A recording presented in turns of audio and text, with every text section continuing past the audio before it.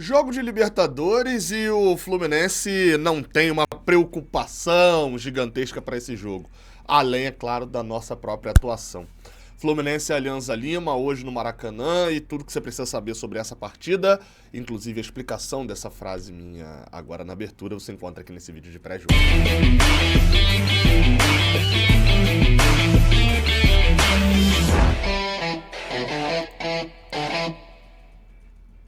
Seja bem-vindo, você guerreira de todo o Brasil e de todo o mundo. Aqui é o canal Raiz Tricolor, eu sou Gabriel Amaral, eu sou jornalista e sou tricolor. Se você gostar desse vídeo, você deixa um like aqui embaixo. Se quiser se inscrever aqui no canal também ajuda bastante. Hoje, Fluminense e Alianza Lima, 9h30 da noite, transmissão na Globo, para o Rio de Janeiro e para parte ali do Brasil. E na ESPN, também ali no Star Plus. Então, hoje você tem fartura aí de transmissões. Mas, claro, a gente sempre fala aqui no Raiz Tricolor, a gente vai estar ao vivo, diretamente lá do Maracanã, com a transmissão mais tricolor de todas, com o áudio real do estádio, você ouvindo a torcida cantando de fato, você ouvindo e tendo todo aquele clima, não só no pré, com toda a informação, o debate de quem conhece o Fluminense de perto, mas também a transmissão do jogo, com a minha narração, com os comentários do Vitor Lessa e a reportagem do Cauã Tinoco, o pré-jogo com o Fio e o pós-jogo também com toda a nossa galera. A partir das 8 da noite a gente abre a nossa transmissão hoje. Ela passa aqui no Raiz Tricolor, também no Jornada KTO 1902, o nosso canal, no canal do Lessa e no canal 20 Podcast, beleza? Olha só, esse é o jogo de número 11 entre Fluminense e Alianza Lima, 7 vitórias nossas, 3 empates, nunca perdemos pro Alianza Lima e ganhamos já 7 vezes, mas uma delas não foi nessa temporada. A gente empatou por 1-1 lá em Matute, né, no estádio Alejandro Villanueva, estádio do Alianza Lima, na estreia da Libertadores de 2023, 1-1, gol do Marquinhos. E aí fica aquela dúvida, né? A gente chega ao final dessa jornada pela fase de grupos da Libertadores, já com a primeira posição garantida. Inclusive foi por isso que eu fiz a minha abertura, destacando, né, o ponto de que pela primeira vez em muito tempo a gente chega para um jogo da Libertadores onde uma derrota não muda em nada a nossa posição na tabela, enfim, que a gente já chega já classificado, ou até já eliminado, né? Isso nunca aconteceu, pelo menos não nesse século. Só para poder te dar um leve background aqui, né? 2023 a gente só avança na última rodada, depois todos os jogos são de mata-mata. 2022 a gente é eliminado na pré, né? Então são 2 mata-matas, todo jogo importa. 2021 a gente também só avança na última rodada, naquela vitória contra o River Plate lá na Argentina. E aí, se a gente voltar, a nossa participação anterior na Libertadores foi 2013, que a gente também só avança na última rodada, um jogo contra o Caracas em São Januário, se eu não me engano. E em 2012, aí sim, o último jogo nosso em Libertadores, que a gente entrou em campo já classificado, ou já eliminado, né, mas no caso já classificado, que foi Fluminense e Arsenal de Sarandi lá na Argentina. A gente ganhou por 2-1, mas já estava classificado. E naquele jogo em específico, se eu não estou enganado, valia a primeira posição, ainda naquela temporada. Então, ainda assim, valia muito mais coisa do que a dessa. Fui conferir aqui, exatamente. Se a gente perde aquele jogo pro Arsenal de Sarandi, o Boca era líder do nosso grupo. Então a gente passaria em segundo, né? E pelos meus cálculos aqui, se a gente fosse a 12 pontos, a gente, ao invés de nas oitavas pegar o Internacional, nós pegaríamos o Lanús. Não sei se o caminho era tão ruim não, hein? Lanús, nas quartas o Corinthians que foi o campeão, né? Enfim, voltei aqui, peguei a reta, como diz ali o Fio, e fui embora lá para 2012. Mas falando da Libertadores desse ano, quando a gente olha aqui a tabela, como eu falei, o Fluminense já está garantido na primeira posição. Precisa ganhar para quê, Gabriel? Para poder ser um dos melhores primeiros colocados. Isso importa em alguma coisa? Para as oitavas de final, não. A gente vai pegar um segundo colocado, que de qualquer maneira a gente decide em casa. Mas para as quartas de final, aí importa. Por quê? Se o Fluminense não for um dos melhores primeiros colocados, etc., pode ser que nas quartas de final ele decida fora de casa. Qual que é a parada? Quando você passa para as oitavas de final, é definida uma posição de 1 a 16. Posições de 1 a 8 são os primeiros lugares dos seus grupos. O Fluminense ano passado, por exemplo, foi o pior primeiro lugar. Ficou com a posição 8. E aí, nas quartas de final, quando ele pegou o Internacional, que também não foi um dos melhores primeiros colocados, mas foi um primeiro colocado que tinha uma campanha melhor que a nossa, decidimos fora de casa na semi com o Internacional, nas quartas contra o Olímpia, tivemos aí essa desvantagem de ser ali o mandante só no jogo de volta. Então, importa, tem essa vantagem, não é um negócio, meu Deus, mas é uma importância, sim, ter uma das melhores campanhas. Fluminense vencendo o seu jogo, muito provavelmente terá à sua frente ali como campanhas melhores a campanha do Palmeiras, que deve vencer o seu último jogo em casa, a do Atlético Mineiro, que já é melhor até mesmo se a gente vencer, e a do River Plate, que também deve vencer seu último jogo em casa.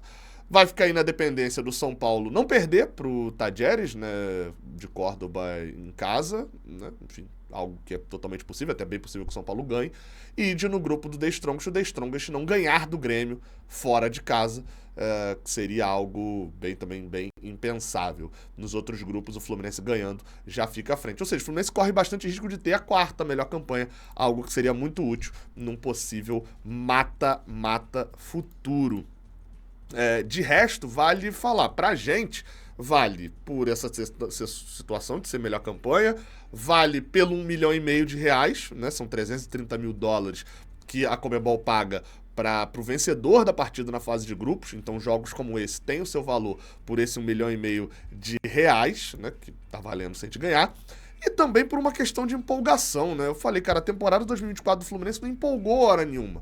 E tá na hora, a gente tá num ritmo bom pra conseguir essa empolgação, conseguir 4 vitórias seguidas, que é um negócio interessante. A gente já venceu o Cerro Porteño e o Sampaio Corrêa, vencendo o Alianza Lima e no sábado vencendo o Juventude. A gente vai pra pausa da data FIFA com uma sensação de que o Fluminense chegou pra 2024 e que tá colocando o seu futebol em campo. Se vai lá, o desempenho ainda é criticado, enfim, a gente vai falar disso daqui a pouco no Bola em Campo, os resultados seriam incontestáveis aí, pelo menos nesse início de ano. Então, por essa empolgação também. Pro Alianza Lima, vale destacar, para eles vale muito o jogo, tá? Eu vou falar disso mais na parte que eu falar mais à frente do Alianza Lima, mas assim, eles não vêm com esse espírito nosso de fim de festa, não. Os caras estão pro jogo mesmo, mas eu vou falar na hora que falar deles. Inclusive, vamos falar agora de Bola em Campo.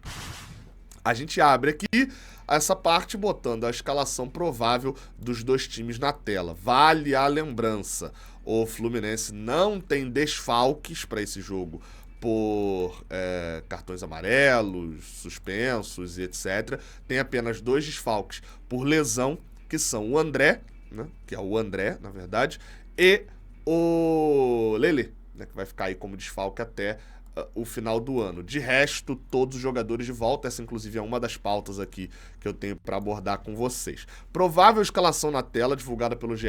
Globo. Tem Fábio no gol, Marquinhos na lateral direita, talvez o Guga, Martinelli e Felipe Melo na zaga, com Marcelo na lateral esquerda.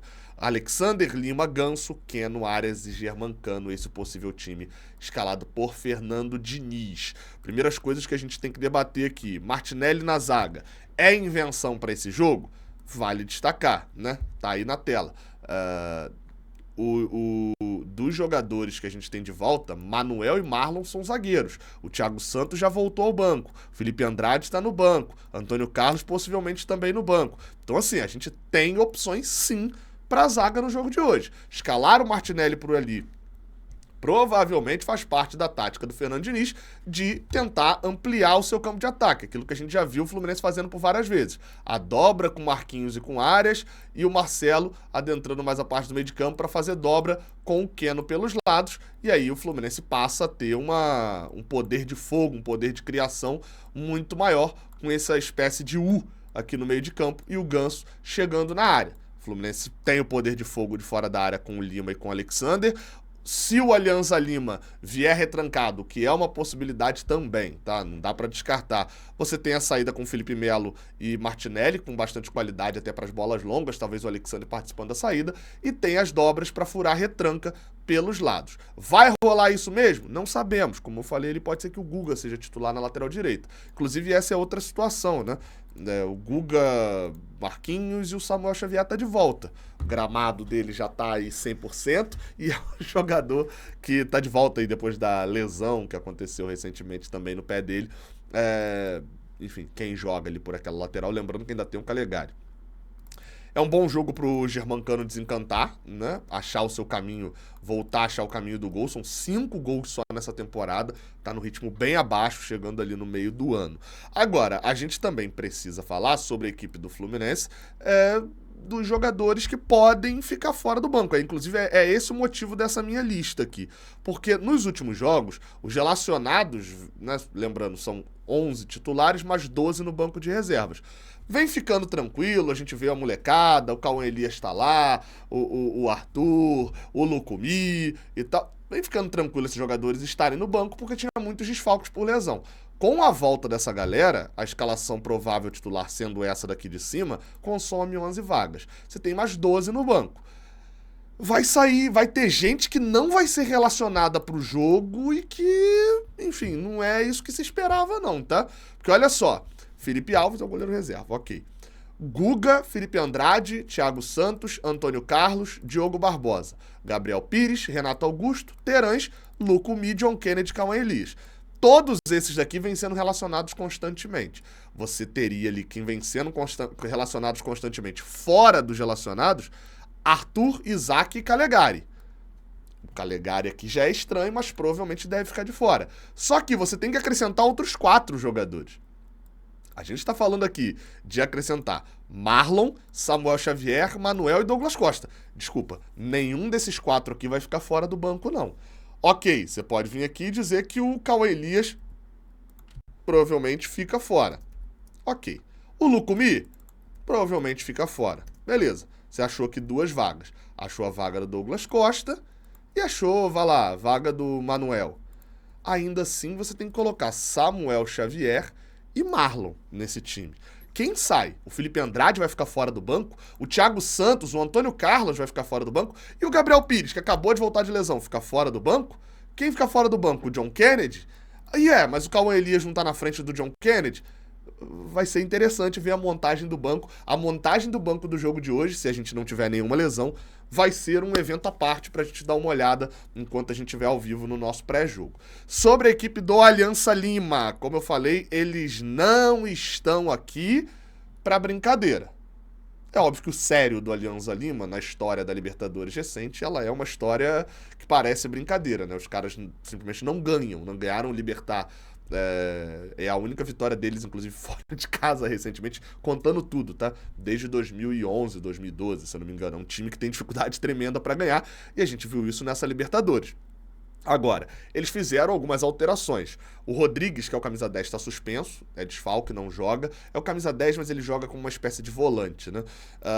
O Alejandro Restrepo, né, o colombiano, treinador do Alianza Lima, que é o mesmo treinador que já comandava quando a gente jogou e empatou por lá, ele deve mudar ali o esquema dele de 3 zagueiros. Deve barrar o Ramos, que era o zagueirão mais fraco ali do trio, manter o Zambrano e o Garcês, e colocar os 2 alas para jogarem como laterais, tendo no meio de campo Castilho, Cabellos e Arregui, com o Serna, que é o cara que foi bem e fez o gol, é um atacante rápido, ali jogando talvez mais como um segundo atacante, sendo que tem outros 2 centroavantes. Tanto o Waterman, né, que é o panamenho, altão, fraco, mas enfim, né, é o típico cara que pode meter gol a qualquer momento, e o Hernan Barcos. Eles tiraram os 3 zagueiros, botaram ali como se fosse um trio de ataque, praticamente. Tem uma trinca de meio de campo que sai pro jogo e 2 laterais que atacam muito. Ou seja, não dá muito a tônica de que o Alianza Lima vai vir se defender. Porém, qual que é a lógica ali do Alianza Lima para esse jogo que eu falei que eles ainda têm esperança de muita coisa? Eles precisam ganhar da gente para se classificar. A parada é essa. Eles precisam ganhar porque no outro jogo, deixa eu botar até a tabela aí na tela, pra vocês entenderem.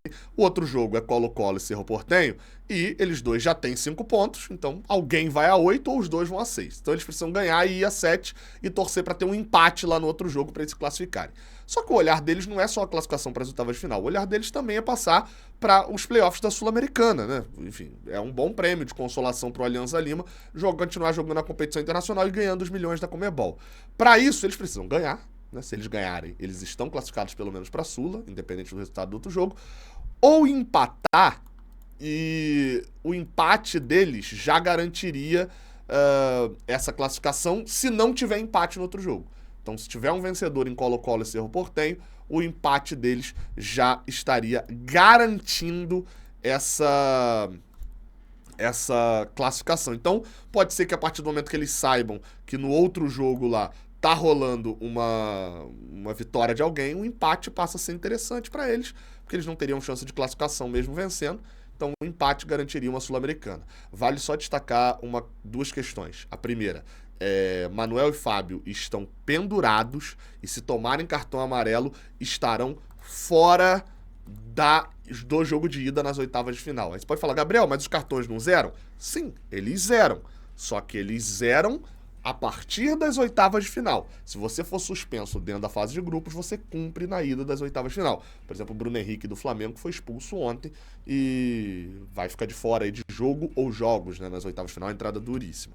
Segunda questão também que é só importante falar antes da gente partir aqui para a próxima etapa. Pode rolar uma situação inusitadíssima nesse grupo nosso da Conmebol Libertadores. Por quê? Hoje, Cerro Porteño e Colo-Colo estão empatados em rigorosamente tudo. Os critérios de desempate são pontos, cada um tem 5. Saldo de gols, cada um tem -1. Gols marcados, cada um fez 3 gols. Gols marcados como visitante, cada um fez exatamente 2 gols. O Cerro Porteño fez 1 no Maracanã e 1 em Lima. O Colo-Colo fez 1 no Maracanã e 1 em Lima. O quinto critério de desempate que está desempatando nesse momento é justamente o ranking da Conmebol, onde o Cerro Porteño é ranking 19 e o Colo-Colo é ranking 26. Ou seja, basicamente, o jogo lá no Paraguai é o seguinte: se o Alianza Lima não ganhar, se o Fluminense fizer o dever de casa tranquilamente ganhar o Alianza Lima, Cerro Porteño entra para jogar pelo empate por 0-0. Porque aí mantém tudo igual, ele passa no ranking da Conmebol. Se o Colo-Colo fizer 1-0, aí o Cerro Porteño não pode mais empatar. Porque se ele empatar por 1-1, o Colo-Colo vai ter 3 gols fora de casa e o Cerro Porteño, né, não tá jogando em casa, então perderia no critério de gols marcados como visitante. Ou seja, o Cerro Porteño vai lutar pelo 0-0. Se ele tomar um gol, ele tem que ganhar o jogo para poder se classificar. E outro detalhe absurdo desse grupo: se rolar um empate entre Cerro Porteño e Colo-Colo, independente de quem passe, vai ser o pior classificado para as oitavas de final na história deste regulamento na Libertadores desde 2000, que nunca ninguém passou com 6 pontos para as oitavas de final. Eu já sei quem é o meu adversário preferido nas oitavas de final: Cerro Porteño, Colo-Colo, Alianza Lima. De fato, esse grupo ficou extremamente nivelado por baixo. E, bem, só para te dar a dica rápida aqui da KTO, na semana passada eu fiz ali a minha múltipla, né, dos resultados da KTO e bateu, tá? O Corinthians, o Fluminense e o São Paulo ganhando o jogo e o CRB se classificando contra o Ceará. Bateu, né? A outra múltipla que eu tentei não bateu muito bem não, por causa do milionário, do Palestino também, ali o Palestino me quebrou. Mas, enfim, deixa eu voltar aqui, ó. A Copa Libertadores, Fluminense e Alianza Lima. E neste jogo eu coloquei o seguinte: 3 apostas. Uma na vitória seca do Fluminense, pagando 1,46. Não é ali, nossa, que odd boa, mas o Fluminense é realmente muito favorito contra o Alianza. E fui em outras 2 ali que, vai lá, tem o seu potencial. O Keno chutando 2 vezes ou mais ao gol. O Keno não costuma chutar tanto, mas pode ser num jogo mais fechado, aquela cortada para dentro, batida pro gol. E a outra é de Germancano fazer um gol em qualquer momento e o Fluminense ganhar o jogo.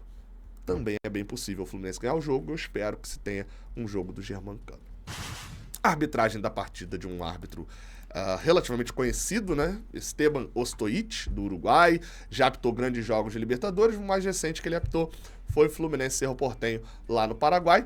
Um típico árbitro Conmebol que vai facilitar o time que estiver fazendo cera, que não vai ser tão interveniente na partida e que vai dar 2, 3 minutos de acréscimo, não importa se tiver um alagamento de meia hora ou se o jogo correr os 45 minutos sem a bola sair, ele vai dar o mesmo acréscimo sempre com pressa de terminar o jogo. Não é um árbitro ruim, tá longe de ser um árbitro que eu vou destacar positivamente.